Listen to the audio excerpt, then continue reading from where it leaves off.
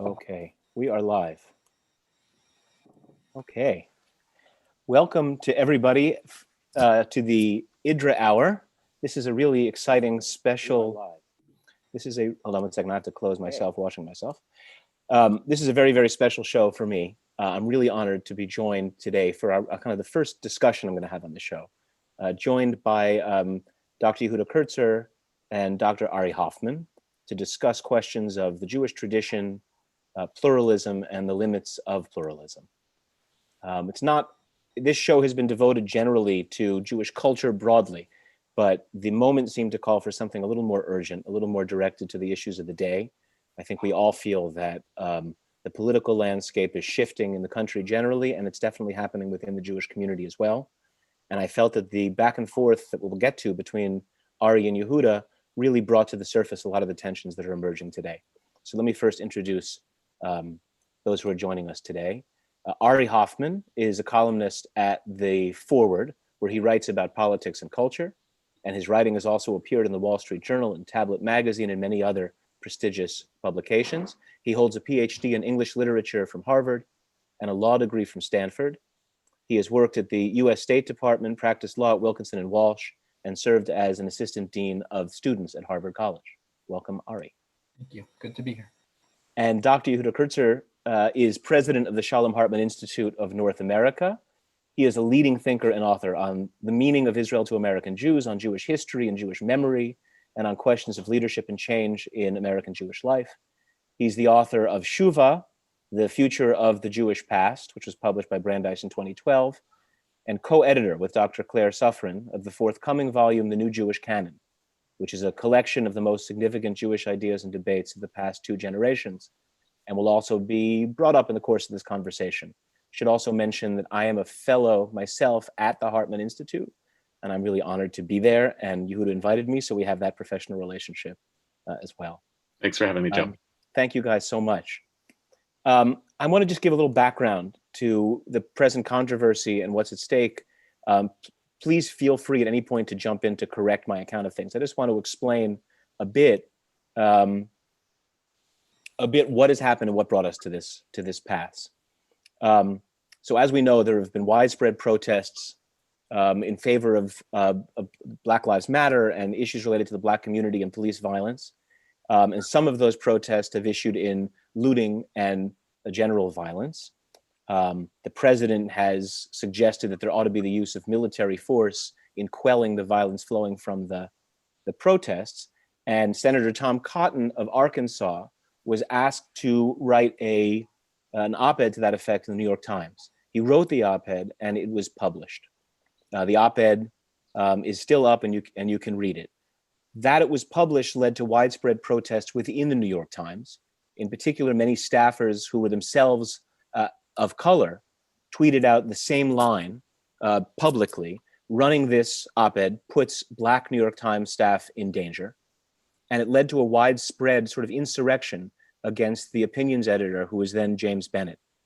There was some back and forth in whether the op-ed was properly vetted, whether it was fact-checked correctly, and it came to light that Bennett had not himself read the op-ed before it went to press, and he resigned as a consequence of this.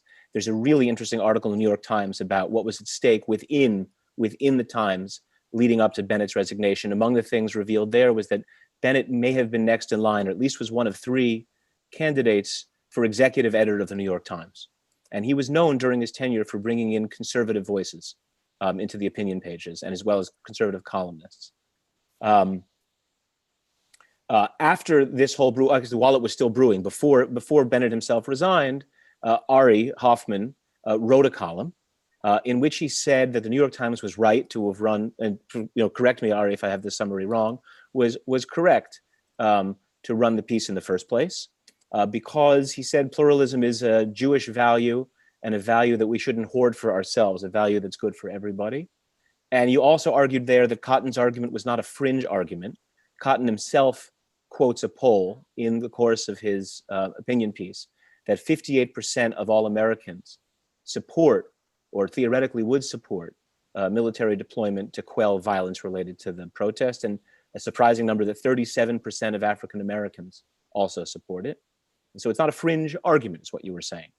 Yehuda, you responded in JTA, basically agreeing that pluralism is a Jewish value, but also insisting strenuously that pluralism really has its limits, and that Cotton's view was beyond the pale. We're going to talk about why you said that. Is that a fair sort of summary of the dispute so far? More or less? Okay. More or less, yeah. More or less. So I want to be clear. So when I saw these dueling op-eds, it seemed like a perfect opportunity to really get into this question. I want to say at the outset that there's been some question about why there are no women represented here on the screen. And it's a good question and one that I took seriously. And after a lot of debate among us, we figured this really is a conversation that began between the two of you. And I have a stake in this conversation. So the three of us felt like the organic participants in this. But I am sensitive to the issue of what's called manels, male-only panels, and it's not something that I would do without some real thought. So I want to just be clear about that. All right, so the difference actually between the two of you, and I find myself to be fully candid, closer to Ari's position here, but we'll talk about that. The difference is pretty narrow, right? It's a narrow difference. You are both strong advocates in general for robust debate that reflects a broad diversity of views. And it's important to say that at this point in the Jewish community, there are voices to the left of you who are very suspicious of that whole approach. The Forward's opinion pages in particular have come under a lot of fire for including voices to the right. Jewish Currents, which is a voice to the left, right? With Ariel Angel, the editor-in-chief, appeared here, executive editor, appeared here. There was an article in particular decrying what they called the Forward's both sidesism and saying, I'm just going to quote from that piece by Nyla Burton, by giving quarter to dangerous ideas, the Forward and especially the opinions editor Batya Ungar-Sargon are actually undermining the left and the safety of the Jewish community, right? So those are views generally that you're both associated with suspicion of, that is to say you believe in pluralism, right? And yet this very fine difference between the two of you is quite significant, I think, right? And so again, this might be anecdotal, and I apologize for the lengthy introduction, but I think it's sort of important. Just informally, your two pieces have been met with very, very different responses, at least on social media, and certainly on your own Facebook pages, right? So Yehuda, except for me, who I raised a kind of a qualm, which you said you didn't understand, and we'll discuss it here, I didn't see any comments on your Facebook page when you post this that were negative at all. They were from Yesher Koach to even more effusive. And Ari, my poor friend, you received some really biting responses on the other side. I just want to just to sample them. I don't know who these people are. One said what you wrote was— The problem is I do. You do know these people. These are clearly friends of yours. One said they are absolutely— what you said was absolutely pathetic. Another said it was really disappointing. And I do think my favorite comment— one called you the literal effing Antichrist. And my favorite comment, though, was that you should know that I only follow you on Facebook to keep abreast of the cruelest and most cretinous arguments being made in media. So, so I guess my initial question to both of you is, why do you think these pieces met with such different reactions? And I want to start with Ari, since you were the one to write first. Sure. Well, thank you. Thank you. What a joy this is, and a pleasure. I want to just reiterate the point that Joe made, is that I feel that all of us, and maybe many of you listening, are fellow travelers despite our political disagreements. We believe in robust debate. We also believe, and I put myself in this group, that there is a line, that opinion writing and that the national conversation should be curated, that we want the best and most interesting ideas. And there are a whole host of ideas that I do think are beyond the pale, and I have written about some of those in the past. So I want to just make that clear that I believe in holding those two things in tension. But my sense is a lot of you are here not so much to hear about what we agree with and what we disagree with, and so let me give it a shot. I'm worried. I'm worried in a significant way about the narrowing of what's sayable in elite institutional settings. These are settings I've spent most of my life in and are deeply grateful for, and where I've learned and been trained. But I think for me, what happened at the Times was a real wake-up call. And I say this as someone for whom the opinion pages at the New York Times are something almost sacred. What happened and the response set my alarm bells off, because it confirmed what I see happening at universities and what I see happening at other organs of elite culture. And that is a sort of wavering commitment to what I would call liberal democracy, or the values of liberal democracy. And I put debate and disagreement at the heart of what a liberal democracy is. And I think Jews have a special stake in liberal democracy. I think it matters to us enormously because it's kind of what keeps us safe, a pluralistic society in every sense. To be a Jew is not only to dissent, it is to be dissent, right? Judaism has been an unpopular opinion for 2,000 years. And to be a Jew is to be a perpetually unpopular opinion. So Ari, let me put the question back to you though, then. Why do you think I noticed that it seemed to me many of the commentators on your page were themselves Jews. Why do you think it was met with such a hostile reaction? Mm-hmm. Well, I want to say it kind of proved my point. I think that there are precincts of opinion that have gone so far away from an idea of free debate, that are so dogmatic, that have so seamlessly welded their sense of Jewishness with a particular politics, that any deviation from that, I mean, let's be blunt, is called fascist. I mean, the amount of times I'm called fascist online is I can't even count. And to me, that signifies, it doesn't matter what I'm called, but it signifies a breakdown in the ability to take in different opinions and to hold them. I mean, listen, this stuff isn't easy.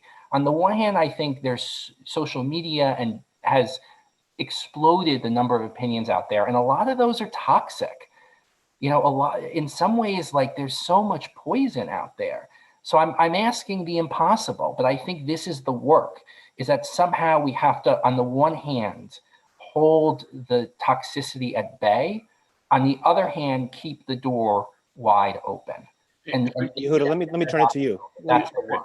I don't want to. I think there's a more straightforward explanation. I want to get to a lot of what we mentioned, Ari, about liberal democracy and the ways in which liberal democracy is at heart of the American Jewish project and keeps American Jews safe. I agree with all of that. I want to talk about polarization, as you mentioned, but I think there's a more simple explanation to the kind of response that you got, Ari, to your piece, which is, is this a brand issue? I think that there's a strong segment of the affiliated American Jewish community that still sees the forward as an instrument of the Jewish left and is still dealing with a kind of post-traumatic loss of that sense that that's what the forward is. Whether it's accurate that that's what the forward was is a whole other story. I think there's a history to be written on that. But I think that there's a significant narrative that that's what the forward's supposed to be. So the forward's attempts over the last number of years to be a big tent publication is continually met with anger. And that's why, Joe, to the quote that you gave from Nyla Burton, I think is very telling, is the frustration with the forwards. If you read back that quote. Yeah, want me to read it again? Yeah. Yeah, so she said, by giving quarter to dangerous ideas, the forward and especially Ungar Sargon, the editor, are actually undermining the left. But to me, this was the important piece as well, and the safety of the Jewish community. Right, but let's parse that, the ratio on the safe for the first half and the second.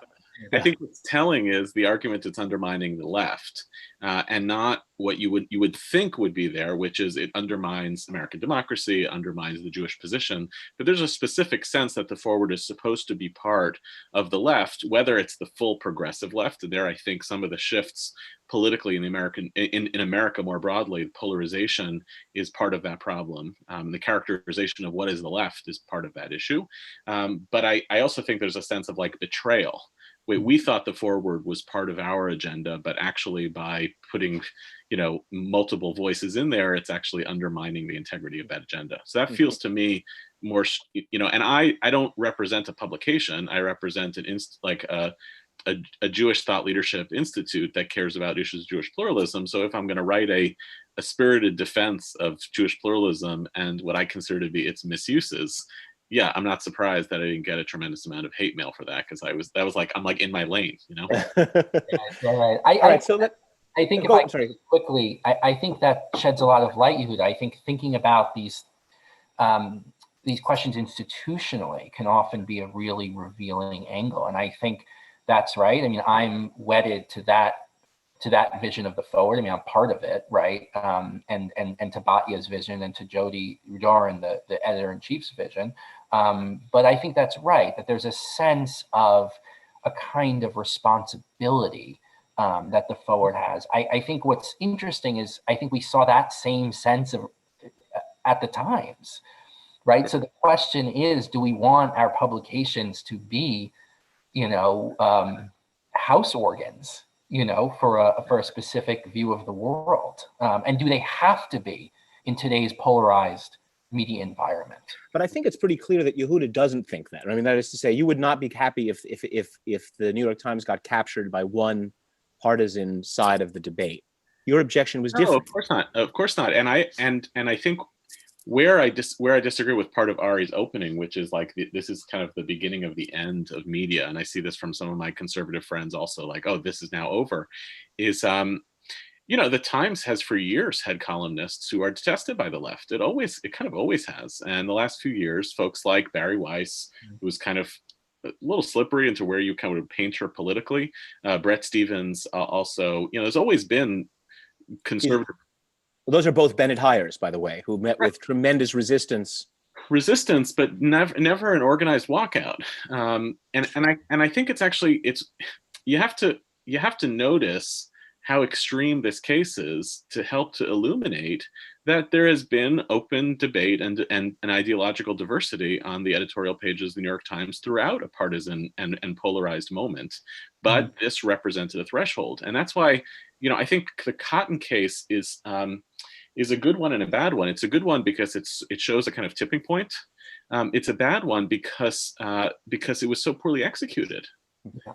Right. I mean, that's the frustration about this obviously we want to talk about the larger philosophical questions that are at play here, but, you couldn't pick a kind of worse example of, and when Bennett says, ultimately admits that he didn't read it, whether or not that's true, it's hard to know.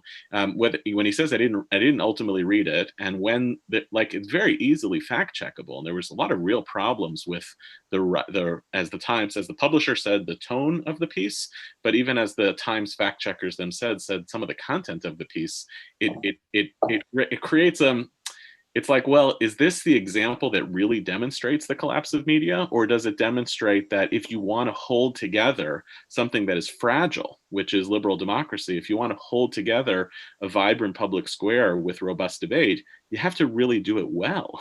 Well, so there is a little bit of controversy on precisely that question. If you read the piece now, what precedes it is a bunch of sort of qualifiers in italics talking about as I mentioned, the sort of procedural failings in the editing process and so on.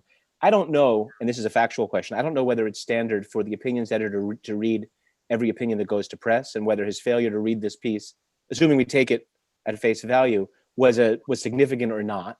But it is important that the revolt began because of the substance of the piece, because of the ideas that it was promoting, right? The revolt was not primarily at its inception about an editorial failure, procedural failure. And in fact, your piece, Yehuda, is not pointing to the sort of procedural failings and bringing this to press, but the substance of the argument. At least it seems to me that's what you're saying. Yeah. I want to get into your response. What is the nature of your challenge?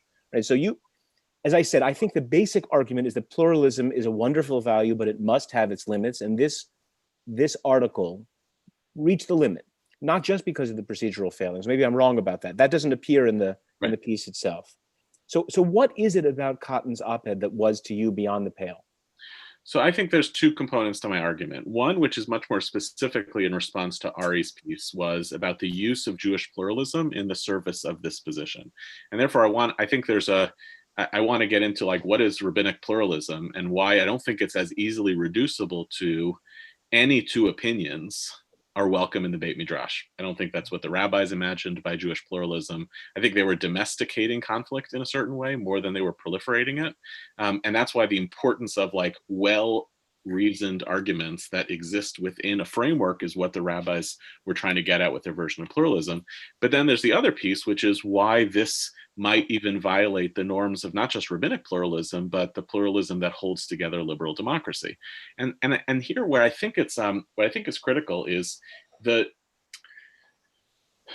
slippery slope of the notion of like a free marketplace of ideas as an essential feature of liberal democracy is that it is a characteristic or it's a feature of liberal democracy, but it's not ultimately the end goal. The end goal is the organizing of a society that protects its citizens.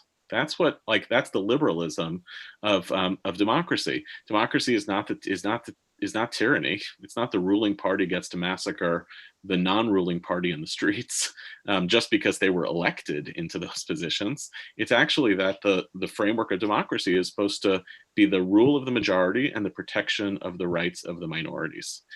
In that spirit, one of the arguments is, one of the classical arguments of democracy is the best way to organize that is by creating a vibrant and robust public square so that majority and minority positions can be in dialogue with each other and so that societies can design themselves effectively.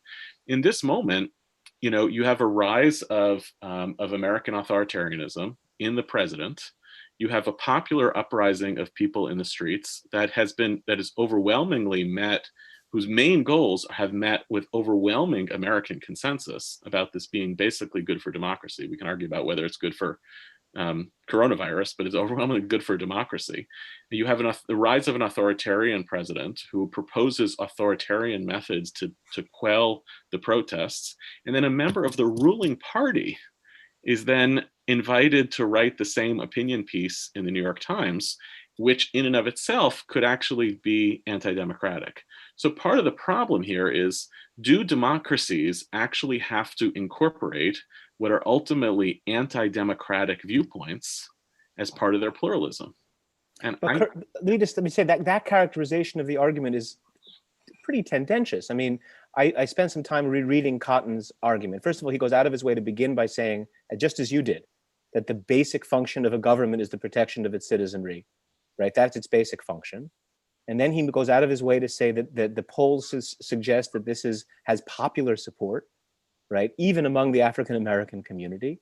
And the idea that the ruling party is out to massacre the minority party so as to quell the protest does not appear. Now, that maybe I'm being naive by taking the argument at face value, but that's not what appears in the four corners of the opinion piece. In the four corners of the opinion piece, I'm sorry, Ari, you clearly want to get in. No, I just, I think there's a lot to digest there. I think I'll start with just that editor's note, which, I mean, is just, if it was published in a high school newspaper, it would be, I think, unconvincing. I mean, it's not a correction. It's not a retraction. I don't know what it is. I've read it multiple times, and I think its confusion expresses the confusion about thinking about the piece. Hopefully, we'll make some headway on that here. I think it mentions the tone of the piece. I don't know what that means. I mean, the next day, Michelle Goldberg published a response that Tom Cotton's op-ed was fascist. Okay, that to me is the normal give and take, right? Someone publishes something, someone calls it fascist, but makes an argument. What happened in the interval is something new and different. And that's what I was trying to wrap my head around, is what was that? It wasn't really a refutation. It wasn't an argument. It was something else, and we can get back to that. But to the point, sorry to interrupt you, but would you agree with Yehuda's claim here that the obvious limit to sort of pluralism of views, as represented in the opinion pages of the New York Times, is a set of opinions which are themselves sort of corrosive of the end goal of liberal democracy altogether?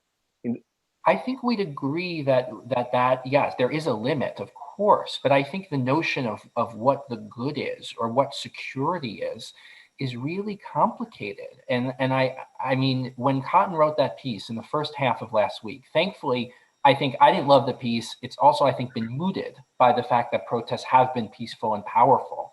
But at the beginning of the week, what was happening in several major American cities was itself, I think, a threat to what we would call safety and liberal democracy. I mean, the looting and violence. I mean, I think, and so, you know, one person's peace is another's tyranny. And I don't mean to be facile, but I don't know. I think it's a little slippery to say, well, you know, it's turning, you know, the stormtroops on, you know, an unwitting population. It was a highly volatile, highly complex situation occurring in, you know, dense urban populations, cities. And Cotton's point was, listen, the police are doing a terrible job. The National Guard's doing a terrible job. We all agree on that. You know, maybe the military should be used as backup for violence and looting. That was the argument. I don't think it's a great argument, but I don't think it's the same as saying, you know, tanks are rolling in against, you know, peaceful protesters. It's hard to separate that as almost the inevitable possibility. Can you imagine the American military being deployed on American soil in major American cities? There's no version of that story that's not either descriptively authoritarian or prescriptively incredibly dangerous for Americans. Even if ultimately the army then walks back, you know, and doesn't like American military, we know is actually not great at managing open conflict in cities that are like around the world. What's the precedent involved with the President of the United States, with the support of the Senate, unilaterally calling on the military to invade New York City? What version of that is not fundamentally authoritarian? I mean, I think there were a lot of, again, I didn't agree. It's a sort of, I think I'm arguing for the right of it to appear. And I guess to make that argument, I guess I do have to counter the idea that it's inherently authoritarian. I mean, I think the argument would be that, or Cotton's argument, not mine, was that, you know, the police clearly, or, you know, what is there a difference of kind or degree from the National Guard being there and from police being overwhelmed, ineffective, brutal, distracted? It's a question of strategy and sort of personnel. That would be Cotton's argument as a military veteran, that somehow there would be greater expertise in this path than the path that was being undertaken. Do you both agree that were we to demonstrate that this was an authoritarian, that authoritarian points of view were being articulated by Cotton, that the Times should not then have run it? Is that the disagreement is simply whether it rises to the level of being authoritarian? So it's interesting. Now, here's where I actually am not as scandalized as you both seem to be by putting an editor's note prior to that opinion piece on precisely this point. If the Times views a position that it's publishing as fundamentally dangerous, authoritarian, anti-democratic, etc., I think it's actually perfectly responsible from the perspective of the press as an instrument of a democracy to cushion what it's doing, to invite responses at the outset, to structure it as a debate, to indicate the editors have a problem with this piece, to run it through a rigorous fact check, because there were real problems with the way that he characterized Antifa in the piece and the assumptions that ran through it about like how the army will bring peace.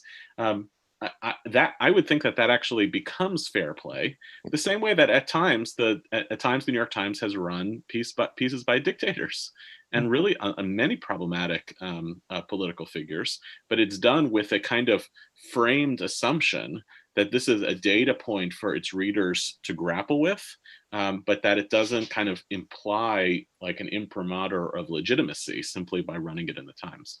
That's interesting. I mean, that's very interesting, because first of all, so had they run it with the editor's note to begin with, that might have been more comfortable for you, and then Bennett you wouldn't have been right. That's because, by the way, I mean, we're going to get into this, but that is precisely what you do in your forthcoming book, The New Jewish Canon, right? Which is to present ideas, but make sure that they're framed in a way so that it's clear, I think you hope, right, that these aren't the views necessarily of the editors, but are being presented as a data point, as you say. Yeah, I think the whole language of framing, which appears in a lot of the work that I do, and you've heard it plenty of times at the Hartman Institute, Joe, that's kind of the whole story when it comes to constructing pluralistic and liberal democratic frameworks. What are the set of broader commitments that we all collectively hold ourselves to, and how do I make those systems clear enough, and yet clear enough that people understand what's at stake, and stretchy enough to then be able to tolerate significant ideological and political disagreement within them. But if you don't do that kind of framing work, that stretchiness gives way to basically to anarchy, or to ideas that are not combating each other for the production of a better society, but actually could really take violence out on one another. I guess my concern about, and now that you mention it, I'm with you on the framing question. I mean, I think the kind of, HR bloodbath that's happened at the time since indicates that, the divisions are deeper than just sort of the question of should it have been framed. I just think what's happening now is an extraordinarily complicated sequence of events. I know that's a cliche, but I think that it's being experienced in different ways.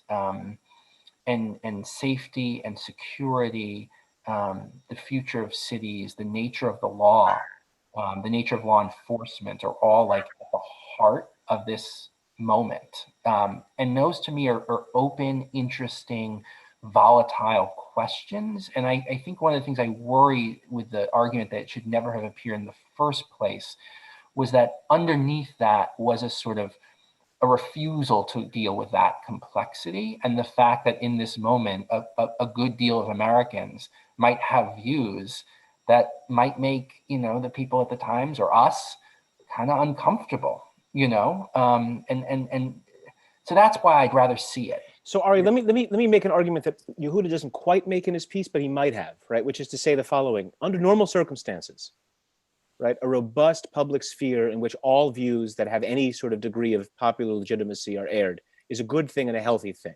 But we're not in normal circumstances, and we can all feel it. That liberal democracy is actually teetering on the edge right now, in a real way. We are in maybe not an emergency, but we're in the sort of preamble to an emergency. And so it requires a sort of degree of discernment in that atmosphere, right? Particularly for an institution like the New York Times to decide what to publish and what not to publish. We're not making general rules for the normal operation of law or sort of editorial standards. We're trying to come to a judgment at a moment of emergency. What do you say kind of to that pushback, which seems to me like at least one possible reasonable way of articulating Yehuda's claim here? Mm-hmm. Yeah, I mean, I think we all feel that sense of emergency. I mean, I have started thinking that, any society can deal with one crisis at a time, a strong society. When you start having cascading crises, I think things become really unstable. And we have a health crisis right now, we have a social crisis, and we have an economic crisis. And that's the kind of interlocking crises that I agree, it calls to mind ultimate questions and sort of foundational questions. And I don't necessarily want to die on the hill of Tom Cotton's op-ed. I mean, I think it might just be a factual question, as they say in the law, right? It's sort of like, is it here or is it here? And I might think it's here, and Yehuda might think it's here, and maybe that line matters, or maybe it, it doesn't. I don't know. But I do want to say that in this moment of volatility, that's why I think this debate is so important, because like the post-Trump world is coming into view. I think. Look at the polls. Look at the amazing consensus of Americans around a lot of these questions of racial justice and experience of policing versus the 5-6 years ago. So I think actually now is the time to think about what is all this going to look like, and I worry that closing down discussions at this moment actually will yield a post-Trump world. Where somehow these things have already been settled, and that now is the time to actually encourage the cacophony. So here's where now, if your hypothesis is right, that there is something of a consensus out there that this ain't right, this system ain't right, the collapse of our systems ain't right, then I want to challenge you, Ari, that what you started with, which is this, what happened at the Times bespeaks a larger kind of closing of the American minds. The same story is going on college campuses. This is the drumbeat that Barry Weiss has been pushing for a long time and had kind of a big and controversial Twitter thread as this was happening at the Times, which was getting called out by other people at the Times in the same meeting. They're like, we're sitting in the same meeting. That's not what's going on here. If that's true, then maybe instead of saying this moment is a threshold moment of indicating the collapse of the system, why can't this be a threshold moment of the system actually found its stretching point? Like there is a point, like if it didn't happen until now, why are we convinced that like this is going to happen every single time, you know, liberals and progressives encounter an idea they don't like? That's just not true. It's not actually happening in the world. It's not happening at the Times. It's just that there is going to be a breaking point for liberal democracy when sometimes people push back. And then especially when that pushback is actually representative of, as you said, a larger American consensus that something is broken. I mean, Mitt Romney is marching in a Black Lives Matter march. Like that's the people who you're setting the military against, right? Like, couldn't this story identically be, wow, we found the moment where it couldn't hold that far, which is the Tom Cotton op-ed. But actually, if you stay within the lanes of the Tom Cotton op-ed, you know, we can still debate ideas in the public square. We're scared of the authoritarianism of Donald Trump. So some evidence that is a sort of an optimistic view of the moment, and that there might be more to what Ari has, or the way that Ari began this conversation, is some of the controversy, Yehuda, that you've run into recently with the new Jewish canon. You and your co-editor Claire Suffens. With your permission, I made sure that I wasn't catching off guard. We talked about this in advance. I want to just bring up what's emerged there, right? So you find yourself sort of, I mean, you know, Unitatis Mutandis in the Bennett position to some degree, in a different controversy, right? Which is that you've published, or you're about to be published, this really interesting book called The New Jewish Canon, which tries to distill essential arguments from the Jewish community recently, and in one compilation, and canonize them. I don't know the whole kind of controversy, the whole history of the controversy, but it came to light in April that among the views, or among the pieces that you were publishing, were some by scholars and writers who were plausibly accused of sexual harassment and abuse in all sorts of ways, and were sort of brought down by the Me Too movement. Yeah. You then recently, actually just yesterday, published a piece with Dr. Safran explaining your reasons for publishing those views. And I just want to quote for a second there. One thing, I guess the way to frame this, which is sort of interesting, is that the basic argument, it seems to me, that your critics are making is a view that you bring up sort of by the way in your response to Ari, right? Which is that to publish something is not just to air a view, but to elevate it to some degree, to give it an air of authority that it might not have had you not published it. And the term that you use here is the New York Times, you say in that place, is not just a neutral arbiter, but a site of power. It's a site of power. That seems to be the argument that was very much used against your publication here, right? You are trying to, you necessarily are elevating these voices by including them. And so you wrote there that in the end, although you consider these arguments, you decided not to remove the offending authors, but to include them. And then you and Safran wrote, we do not see their inclusion as a form of honoring the writers. We see doing so as a commitment to intellectual honesty. But you do at the end then also raise the possibility that they're sort of willy-nilly. You may be elevating them, or that's a real threat. And you sort of ask the reader's help for resolving that tension, right? So I wonder if you can sort of reflect a bit on that and the sort of strange bind that it finds you in this conversation. Look, the unfortunate part of this whole sequence, or call it mini controversy, tempest, if you will, is that it has all originated before the book came out. So the only thing that the critics have responded to is the table of contents, and the table of contents had, you know, the name. I can mention the names because they were kind of called out in a number of opinion pieces. One in the LA Review of Books by Danielle Barron, and a couple in the foreword by Shulamit Magnus and Rafi Medoff, in reference to Stephen M. Cohen, Leon Wieseltier, and Ari Shavit. You know, I could give you the whole history of the book. The book started in 2015. Me Too, you know, hits in 2017, 2018.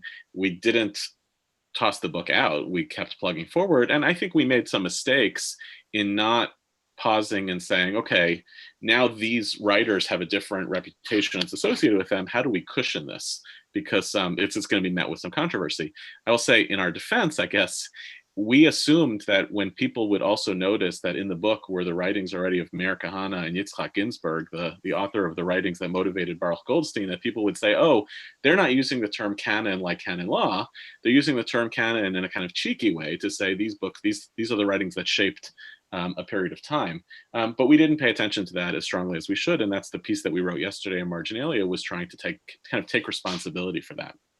That said, I still stand on the argument that there's an intellectually important exercise of understanding the period 1918 to 2015, and that understanding that period helps us understand the present. In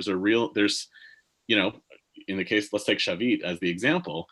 It is of historical significance that Shavit is the first Israeli writer who gets right of center American Jews to talk about the Palestinian refugee problem. And that's because of who Shavit is and how he curates his writing in the New Yorker.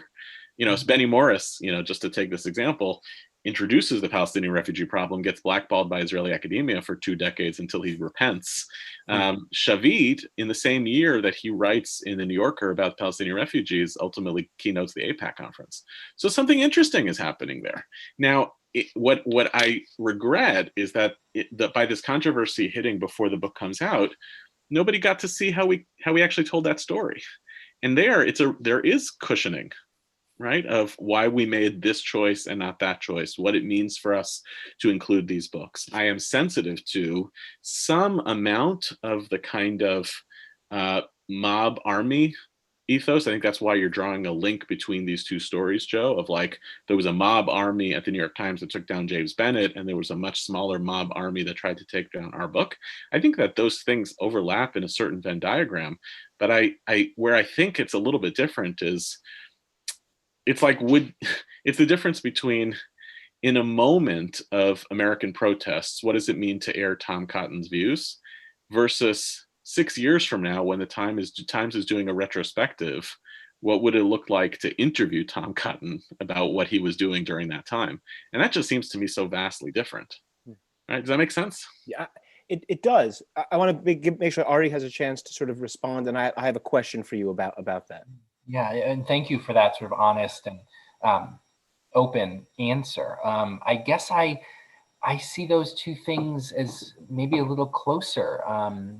I think, listen, I think ideas are supposed, the idea that idea can be too dangerous, to me is really worrisome. I know Barry called it safetyism, and people have rejected that label, but a lot of the sort of the response is that this idea made me feel unsafe. And I'd imagine that's a lot of the overlapping Venn diagram between these two things. Ari, let me just correct that for 1 second, because it's not just so much that they made me feel unsafe. The claim is they make me unsafe. They actually make me unsafe. And I think that, in other words, to say feel makes it too easy a claim. The argument is, right? That's the hate Lukianoff argument, which is that that feelings, that words and ideas have been now thought of as actual weapons that hurt other people. Right. Not that they threaten to, but that they actually hurt other people. Which is, of course, true. I mean, ideas have real world consequences. All ideas ultimately are a way of sort of, I mean, you can be very cynical about it. All ideas are a way of sort of organizing and directing the use of violence in various ways, right? So it's true that ideas have real world consequences. Of course, and as I've written, sort of Jews know that better than anybody, for sure. I still think it's important to draw a distinction. The new editor of the Times, I don't know if you saw her memo, has given out her cell phone number and said, if you see any idea that bothers you, that appears in the paper, please let me know right away. I mean, this is a hotline to report ideas that trouble or disturb you. I only read opinions to be troubled. I only read opinions to a certain extent to disagree with them. I mean, I would say that, remember last year, Martin Luther King, I'm sorry, Ari, but just last year, Martin Luther King Day, I think it was, Michelle Alexander published a really powerfully written op-ed that the movement of our day of conscience is anti-Zionism, right? And the better written it was, the more frightened I became, because it made me, I felt, and my sense that the Jewish state is a part of what bolsters my sense of security in the world, actually made me unsafe. Mm-hmm. So in a certain sense, every well-written op-ed is unsafe. Isn't that so? Or uncomfortable, or yeah. I mean, I think what if you really mean that words are violent, I think the bar has to be really high. I'm not saying it doesn't exist, but I think it's a like a emergency lever we only want to pull in really, really dire circumstances. Again, this might just be a factual question. You might think that this rose to that occasion, and I just might not. But I think it's important. Yeah. I think, look, I'm going to agree with you that giving out the cell phone of the Times editor to say if something bothers you, if you see something, say something. I don't get that. It doesn't make sense to me. It feels like bad leadership. The response, I think, look, in general, we're in a leadership vacuum and a leadership crisis right now. And so when you see a leader get taken down like Jim Bennett, the next challenge of the next leader is to come up and articulate a more strongly principled position. And it's much easier for a leader to walk in and say, let me compensate for that person's failings by going in the opposite direction. When in fact, the stronger, I would have loved another editor to come in after Jim Bennett and say, no, Jim was right to be fired because he didn't actually do a good job at curating and framing the Cotton op-ed. But I'm actually holding to the same positions, which is we are going to put controversial views in the paper. We're just going to do it responsibly. That I think is the corrective. You're right to the extent that if it basically bespeaks oh, forget it, we can't put in any controversial ideas because people can't handle it, then that becomes a self-fulfilling prophecy. Then people gradually do start realizing that they have to be protected against ideas that are not their own. And as you know, like I'm in the business of trying to create pluralistic spaces. I think that means banal, neutral pluralistic spaces are not interesting, right? That's boring. That's not pluralism. Then that's just, it's just boring. So I'm interested in that, but I want to see the best version of the arguments against one another, and not simply the ones that are most click-worthy. Right. There are 20 attendees right now. I want to invite all of you. I can't promote you all to ask questions in person, but if you have a pressing question, please put it in the comment bar, and I will pose it to the panelists. Sorry, Ari, I cut you off as you were going to respond to that last bit. No, I think I agree with that, and I think that part of what saddened me about the Bennett resignation is this is Bennett at the Atlantic was the person who really spotlighted Ta-Nehisi Coates, right? I mean, I think you look at a career, you look at the range of voices. Yes, he brought in conservative voices to the Times, but also very, very liberal ones as well. And I worry about a culture who's so trigger happy, excuse the phrase, in terms of, just sort of, I mean, it's silencing. I don't want to, go on a rant about cancel culture. But Ari, it's Mark that even though even though he did bring in voices to the right, those that I read, I try to read, with great profligacy across the board. And there are many voices on the right that say, how diverse is the opinion page? There was no pro-Trump conservative voice that was brought in. That was an important line. And that already is slicing off, according to numbers, about 40% of America. Now, again, and people on the left said there are not enough pro-Bernie voices, right? Right. That was sort of the idea, is that both ends have kind of been lopped off, and you have sort of. But if you're really nervous about the closing of the American mind, what you should be more nervous about is when powerful publications and institutions don't publish minority views. But if they're actually publishing views of the ruling party and people are threatened by them, that may not be that it's because we're scared of other people's ideas. It's actually because we're scared of power. Right. Well, ultimately, democratic institutions should be most anxious about who are we repressing who actually doesn't have power. That's not a wokeism. That's actually a consciousness of the majority minority dichotomy. So to the extent that does the president who is calling for the militarization of American streets, is he really a voice that's being repressed by the Times? Are there no ways that people can access that viewpoint? And so like to be nervous, like, oh my God, we can't confront that. If people are confronting it every day, you just open up Twitter. That's a strong argument. I want to say also, of course, Cotton has benefited enormously from the controversy. I just saw in a tweet that his fundraising has quintupled since the controversy, right? So we haven't actually succeeded in any way of drawing power away from the View. If anything, it's helped him one way or the other. Let me just, this is maybe a pet interest of mine. It's not directly related to this conversation, but I do think it is at least orthogonally related, which is that, both of you begin your piece, and Ari, you kind of set this off, by saying, I identified a Jewish value. That value is the value of debate and pluralism.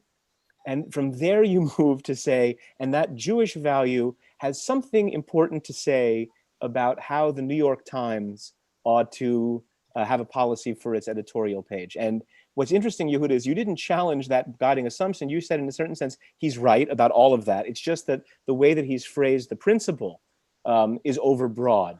And so I just want to ask this question, right? Which is that, in a certain sense, the way that this is a trope of American Jews, right? We in particular around liberalism, we identify a certain liberal ethos in Jewish sources and draw it out.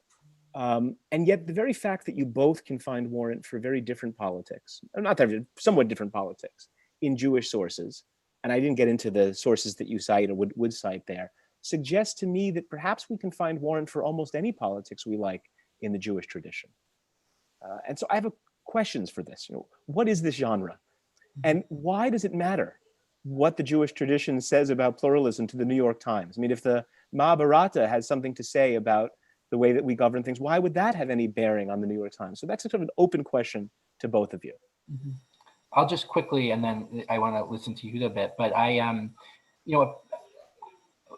one, I think generally Judaism and Jewish tradition is an extraordinarily rich language and just set of canvases and library that when brought to bear inevitably produces fruit.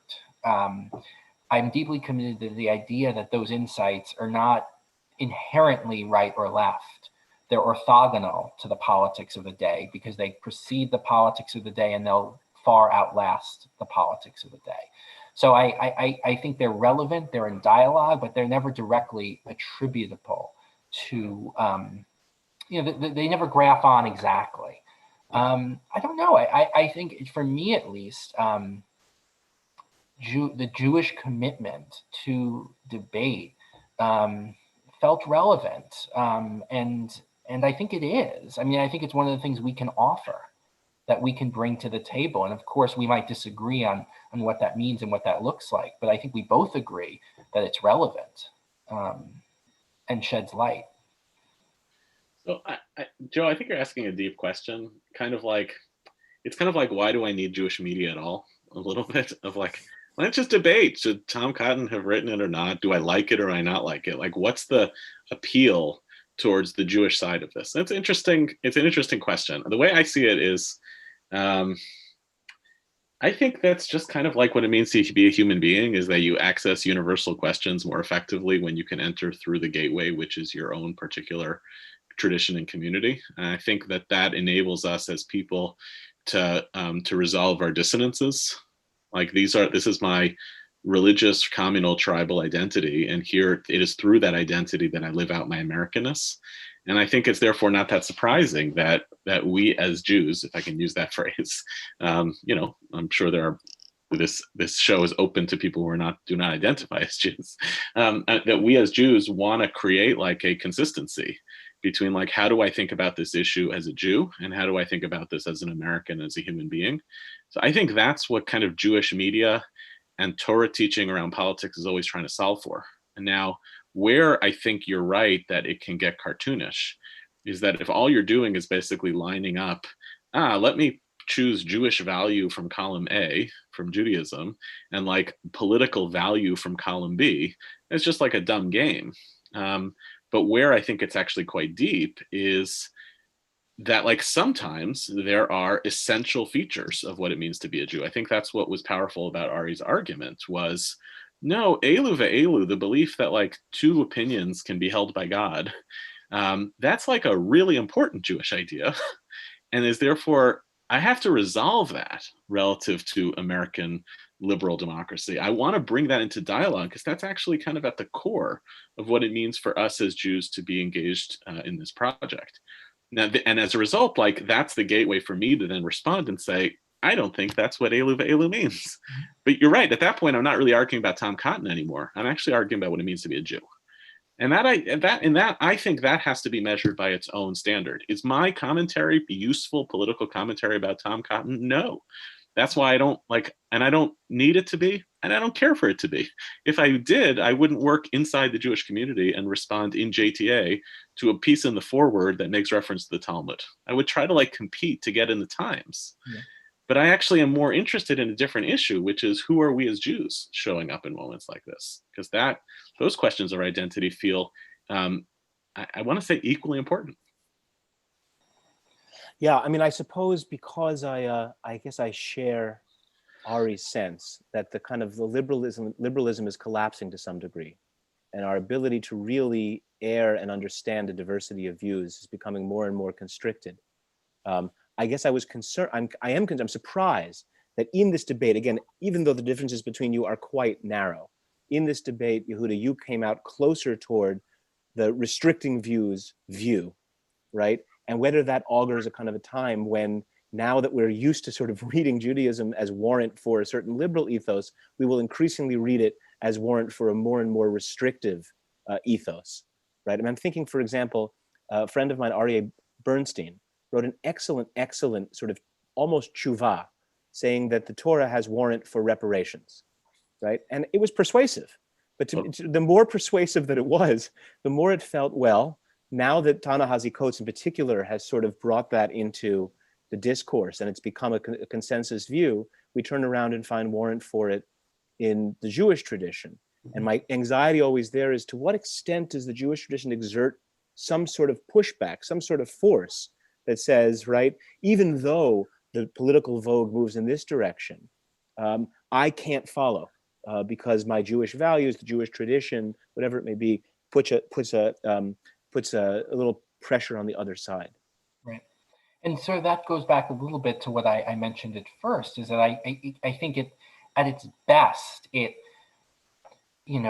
provides insight, but it also pulls back.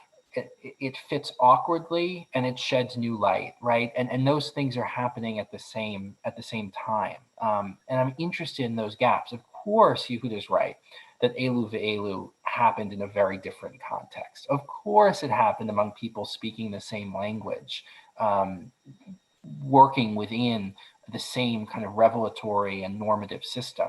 But I was wondering, like, well, what if we opened it up? Right? Like, what if we used it as a guide, right, to sort of the fact that the truth is fractured and nobody knows all of it and it's not one thing, right? And we applied that somehow to the political spectrum. Well, how far would that, what kind of space would that give us? Well, that I think is at the heart of the reason, the conversation that, part of the reason you invited me on here, Joe, is because it's like, wait a second, you're at the Hartman Institute. You guys believe in pluralism. Like we drove the industry of these of Eruvin 13b. And I actually think that economically, like there's a whole history of how these ideas emerged in the 70s and 80s, a certain bunch of texts that people didn't read for a long time. And they came back in part because of David Hartman and the Hartman Institute. But I think the point, Ari, is not, I agree with you. Eruvin 13b, these and these are the words of the living God, but the law follows Beit Hillel, does matter politically in moments like this. The even better version of this is that though Hillel and Shammai dispute about all sorts of forbidden marriage laws, they nevertheless didn't prevent their children from marrying one another, to indicate that there were actually identity consequences to those choices. I think that is as powerful Torah for this moment as any other. But even in the context of Hillel and Shammai, I'm not making a historical argument. I'm making a conceptual argument. The context of Hillel and Shammai suggests that, like, both Hillel and Shammai agree on the framework of the Beit Midrash, the house of study, as the place to litigate that dispute. And it's not Hillel is arguing and Shammai is lighting the building on fire. And that's where I want to make sure that we're holding ourselves accountable to what's the best version of this debate in the context, like where are we actually, how do we make this, like, how do we turn left and right in America, for instance, into the most principled version of a real serious committed fight about what's the best way for America to honor what it wants to be. And in that respect, like, I know I have great principled, serious conservative friends, and my arguments with them are the arguments of Hillel and Shammai. Beautiful, right? I want to be in that business. I just, my fear of the application of this to this moment is when you're talking about a kind of authoritarian, anarchic regime, I'm not sure that they get to be Hillel. Right. I think we're winding down. It's okay. Ari, go ahead, please. I'm sorry. I guess I see, you know, I see arsonists on both sides, you know, I mean, and I love your idea of sort of like, you know, we have like Edmund Burke and Rousseau, right? And we're sort of they're arguing together in the Beit Midrash. I guess what was troubling to me about this was, yes, this was kind of a clumsy and honestly a pretty shoddy op-ed and an unconvincing one.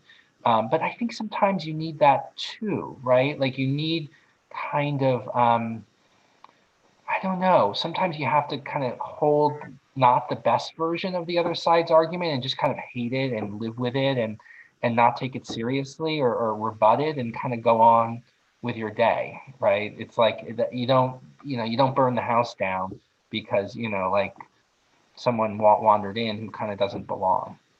Yeah. A lot of the questions that I'm getting, they're getting a few questions. They're all centering around sort of similar questions, which is how do we draw this line, right? At what point does an idea become too dangerous to publish? And I think in a certain sense, it's become clear in the conversation, we can't really just define that in a strict way.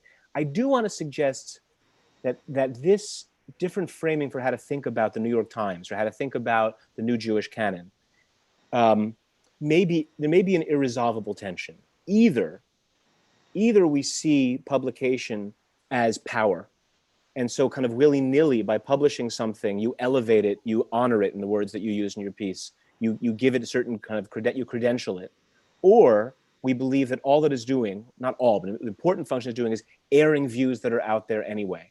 And the more that you incline towards seeing it as a site of power, the more you're likely to think that the views that are potentially quote unquote dangerous, that is threaten certain significant groups of people, should not appear there. And the more you see it in the other sense as something, as a clearinghouse for ideas, then you'll be likely to include a full range of views, but you kind of can't have it both ways. What do you say to that way of understanding it? But to me, I think the middle ground, Joe, that I tried to put forward before is the language of framing. It's not simply about, can you say this idea, or fundamentally once you say it, it's dangerous. But actually how you choose to say things and who chooses to say them and whether you think of yourself as an educator or a curator of a conversation, what is the role that the New York Times opinion page thinks of itself? That's part of this question also. It didn't exist. It didn't come from Sinai. It started in 1970. What does it think it's doing? And part of what happens is if you don't interrogate that on an ongoing basis, your staff and your readership has no idea exactly why you're putting the ideas out the way that you are. And the vicissitudes of like, this opinion editor has this opinion and this approach, that doesn't help either. So there is something to the work of curating and framing that winds up enabling you to actually confront ideas that are much more challenging and not simply instinctually, cut away from them. I just, and I agree with that's intellectual work that has to be done to build the Beit Midrash, right? To build the walls of it. I just think that, I see, to go back to Joe's original point, that I see us all as sort of very close and maybe differences of degree, but not of kind.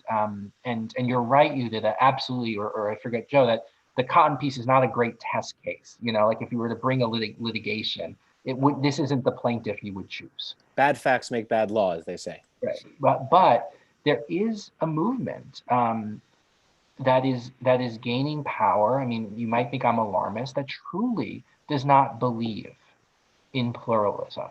And I see that, on the right and on the extreme left. I mean, For sure. I don't want to throw out words like sort of like intersectionality or wokeness, but these are the energies I think that are present, increasingly present at elite institutions that have no interest in sort of liberal democracy and no interest in the differences. And I think that we need to strategize about what we're going to do about that. Yeah, I totally agree, Ari. And I found this at Hartman, even among younger fellows at Hartman, a kind of resistance to pluralism because it looks like complicitness. It looks like both sidesism. And that I think is true when it's not serious pluralism. And I think that's the grievance against Jewish media, is that there's a fetishizing or a commodifying of like, let's find something outrageous that someone will say because then we'll show both sides of an argument. Well, that's not that interesting ultimately, and it just it actually triggers people in ways that are not just because they have a problem being triggered, but because it's almost like poking at them and teasing them. So I agree with you that that's a problem. I am very suspicious of the partisanization of that narrative.